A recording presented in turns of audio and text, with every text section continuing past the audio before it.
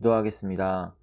하나님, 오늘도 우리가 주님의 임재 가운데서 하루를 시작하게 하시니 감사합니다. 주님, 우리가 오늘 주님의 말씀 들을 때에 이 말씀이 우리의 마음 가운데 심겨지게 하시고 또한 열매 맺게 하셔서 오늘 하루 우리가 주님의 기뻐하시는 삶 될 수 있도록 주님 도와주시고, 우리가 또한 우리 교회가 매일같이 성장할 수 있는 그런 은혜를 우리 가운데 더하여 주시옵소서. 주께서 그렇게 하실 것을 믿고 감사하며 예수 그리스도 이름으로 기도드립니다. 아멘. 하나님께서 오늘 저에게 주시는 말씀은 누가복음 2장 40절 말씀입니다. 누가복음 2장 40절 말씀입니다. 제가 봉독해 드리겠습니다. 아기가 자라며 강하여지고 지혜가 충만하며 하나님의 은혜가 그의 위에 있더라. 아멘. 하나님의 말씀입니다. 오늘 본문은 예수님의 어린 시절 성장 과정을 기록하는데 성장의 세 가지 측면을 기록합니다. 저는 오늘 본문의 예수님의 성장 기록을 묵상하며 교회의 성장에 대해서 말씀 나누려고 합니다. 첫째는 신체적 성장입니다. 신체적 성장은 기본을 지킴으로 일어납니다. 육체가 강하여졌다는 것은 잘 먹고 잘 자며 목을 가누고 두 다리로 일어서는 등의 신체적인 발육 과정이 있었다는 말입니다. 그리고 곧 걷고 뛰며 운동도 하고 일을 감당할 수 있는 청년이 됩니다.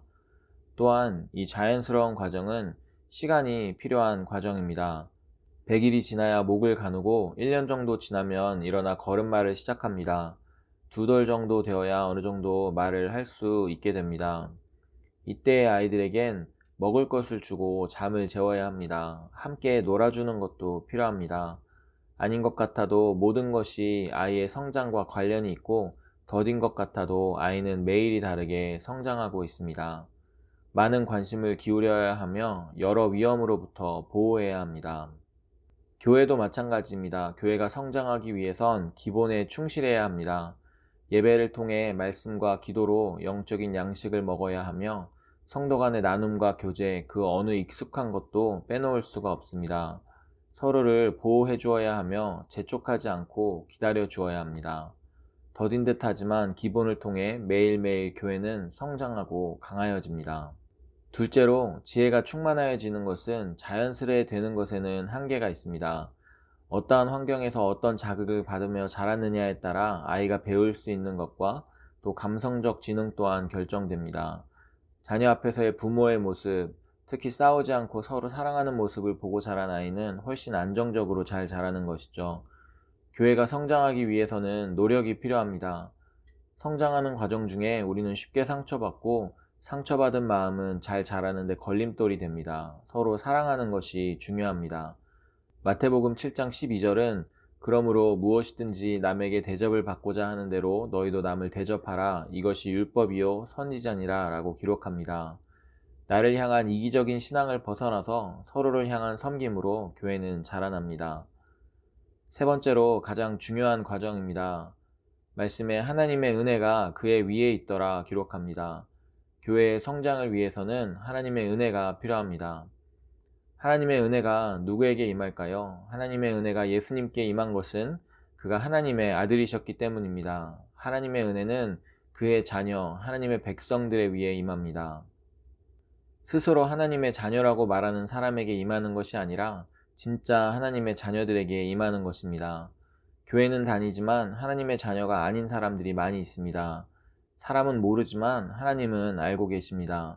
어떤 직분을 가지고 있든지 교회에서 무슨 일을 맡았고 앞에서 기도를 어떻게 하던가와 상관없이 정말 하나님의 자녀이고 하나님이 나의 아버지, 나의 주 되신다는 믿음이 필요합니다.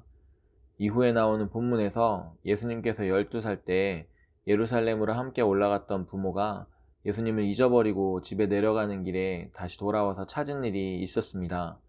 부모가 아이야 어찌하여 우리에게 이렇게 하였느냐 묻자 예수님께서 대답하시기를 어찌하여 나를 찾으셨나이까? 내가 내 아버지 집에 있어야 될 줄을 알지 못하셨나이까? 라고 말합니다.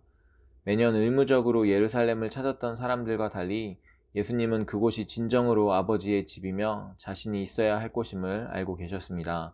성도의 삶의 중심이 하나님의 임재에 있고 또 그 임재가 계신 교회에 있어야 합니다.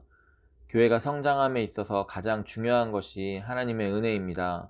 그 은혜는 우리가 하나님의 교회인 것과 하나님께서 우리 교회의 주인 되심을 고백하는 교회에 임합니다.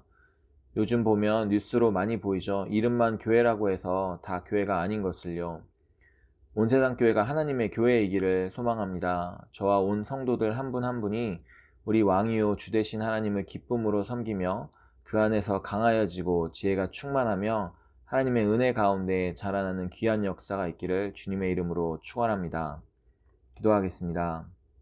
주님 사랑하시는 온 세상 교회 가운데 주님의 은혜를 더하여 주시옵소서. 그래서 우리가 예배로 모이고 또한 함께 삶을 나누고 또한 서로를 위해 사랑으로 섬기며 주님 우리가 강하여지고 지혜가 자라나며 주님의 은혜 가운데서 우리가 성장할 수 있도록 주님 교회를 위해 주님의 은혜를 더하여 주시옵소서. 그래서 주님 우리가 그저 있기 위해 존재하는 것이 아니라 주님 원하시는 일들을 많이 행할 수 있게 하시고 특별히 복음 없이 잃어버림 받은 그 영혼들에게 하나님의 사랑을 전할 수 있는 귀한 통로로 사용하여 주시옵소서.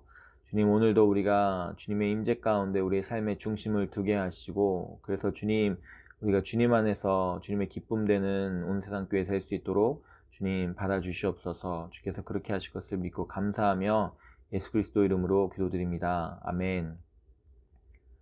이 시간 우리가 함께 기도하실 때 우리 온 세상 교회를 생각하시며 그 온 세상 교회에 지체된 각 성도 한 사람 한 사람을 생각하며 함께 기도했으면 좋겠습니다.